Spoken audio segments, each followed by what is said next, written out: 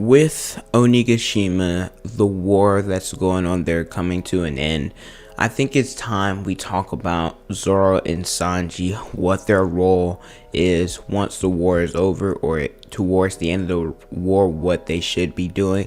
Because when you look at them compared to the other Straw Hats, not saying they're more important, but we hold them to a higher standard than we do everyone else, right? Because they are the right and left hand wings of the Pirate King, so we expect them to do more than this, the standard typical crowd control that the other Straw Hats are doing. And also, they've had multiple double spreads throughout the series.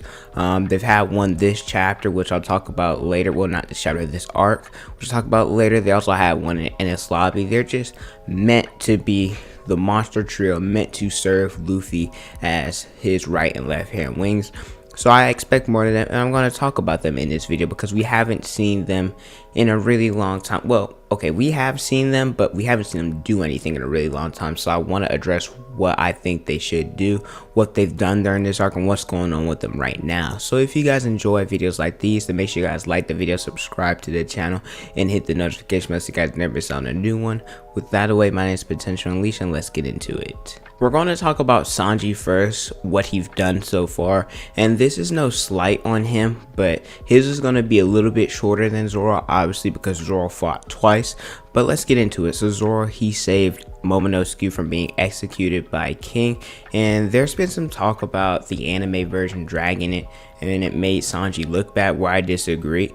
It made it showcase that, hey, that Sanji, he hasn't used all his techniques, but King's that type of opponent that you're going to need those techniques against. Sanji didn't use his Diablo Jamba, so King, him showcasing that and how fast he is compared to Sanji, it showcased that these commanders aren't anything to play with, and that Sanji's going to have to power up in order to really take it seriously. There's also that scene when he talks about to Luffy, or he has this internal monologue where he's like, Luffy, which person do you prefer?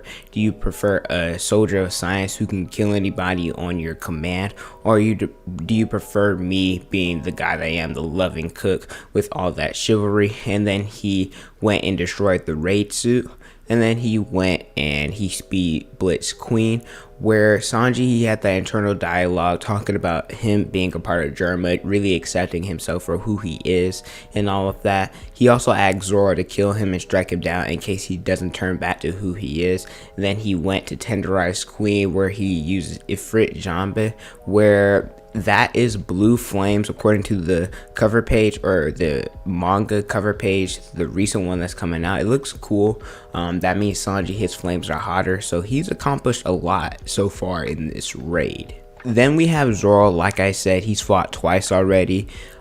His role on Roof Piece, you could argue that aside from Luffy, or maybe even with him, that Zoro has been the most impressive on the rooftop, or he was the most impressive on the rooftop, because he made Kaido dodge. Now, when you look at the size of the horn compared to how big Kaido is as a dragon, remember that scene in Curie when Kaido, he was over that, like, he was humongous. Big Mom's a big woman too, and the size of that horn that Zoro cut off, it makes them look very small. He dodged that because Big Mom told him to, because Kaido would have taken some damage. We know Kaido never dodges, he always seeks death.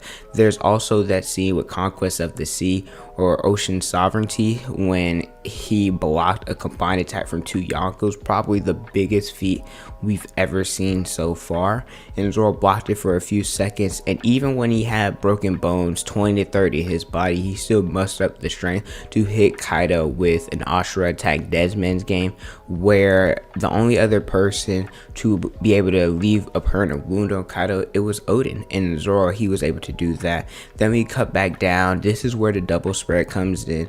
The new generation, or the stars, take the stage with Zoro and Sanji. They cut Queen and they kick King, or kick Queen and cut King. And so we got that beautiful page where Zoro's back in action, him going against King. He learned more about blades, talking about how cursed blades aren't a thing, it's just that their wielders are too weak in order to wield the proper sword, and how he learned that Oden, if he could wield Emma so lightly like it was nothing, then Zoro still has room to go, which is how he unlocked Conqueror's coding, and that he was able to defeat King after that. So what's going on with him now? Sanji, he was unconscious after fighting King, however he's back up and he's currently looking for a way out of Onigashima, and there's some geishas behind him. And then Zoro, after he fought with King, he had that epithet of the King of Hell, or he a self-proclaimed King of Hell, and he was met with the Grim Reaper, who we thought, or some people thought it was Brook, some people thought it was Enma manifested into death.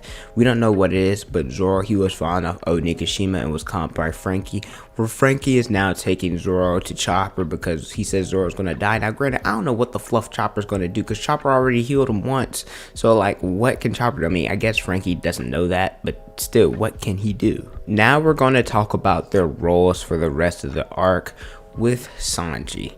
His eyebrows change. We know that, I believe it was, if it's inward, then Sanji, that's how he was a failure, and if it was outward, that showcases him being Germa or has his exoskeleton. But as of the recent chapters, Sanji's eyebrows, they retain to going back to normal. So I want to see if Sanji will be able to use that at his will, or if Oda just messed up on drawing it, he wasn't paying much attention. I don't know. So that's interesting, which will go into his internal dialogue with how he talked about Zoro killing him if he's not the same. How does Sanji feel about accepting his Germa powers? Will that still have an effect? And will Frankie and Usopp, will they fix his Reitsu? We know Sanji so called destroyed it, but earlier in the arc, Usopp and Frankie talked about rebuilding or tinkering with it to make it better. So maybe Sanji will finally accept the use of the raid suit then.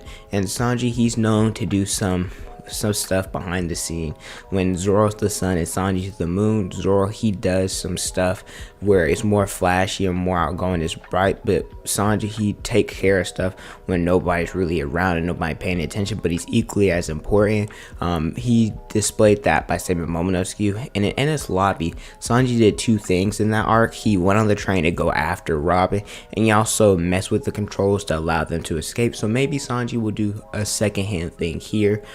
It just all depends. Then there's Zoro. We gotta see the interaction with the Grim Reaper. Did he fight him? Did he kill him? We gotta know what happened, and which kind of probably ties into Black Blades. A lot of people speculate that this is how you forge a Black Blade. It was stated that it's forged through battles, and so maybe after this battle with Conqueror's coding that Enma manifested and Zoro had a fight with death. We don't know. I gotta see that flashback, and I gotta see Zoro turn his blade black. There's also becoming a legend. We speculate Zoro, well, there's that scene when he was fighting against King, and I believe it's Hirogoro and Korematsu. They talk about Fate and Ryuma being a one-eyed swordsman and all of that, and that he has the same sword style as Ushimaru. So I gotta see Zoro's heritage and leading back to the Shimosuke and his ties to Wano, and also going back to Ryuma being a legend. Ryuma cut a dragon over the capital.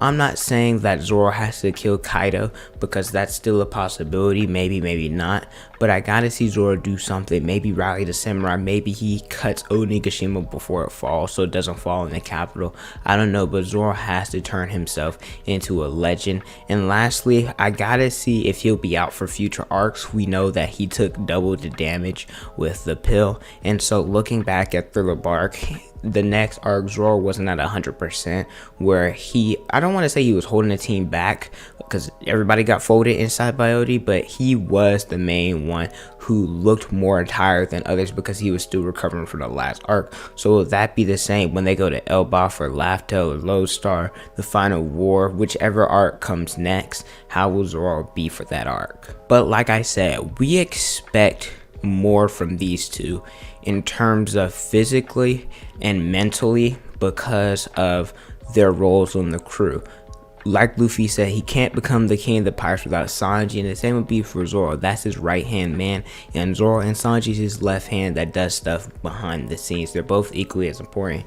Even though I prefer Zoro and he's slightly stronger, I had to put that in there. I love Sanji too, don't get it twisted, but I really want to see their growth in future arcs and what they'll do once this arc is over. But thank you guys so much for watching. Let me know how you guys feel about their roles in Wano so far and what you guys expect for them in the future. Don't forget to like, comment, and subscribe. Also hit the notification bell so you guys never saw a new video. Follow me on Instagram, Twitter, Snapchat, and TikTok is on the screen in the description below. Thank you guys so much for watching, and don't forget to unleash your potential.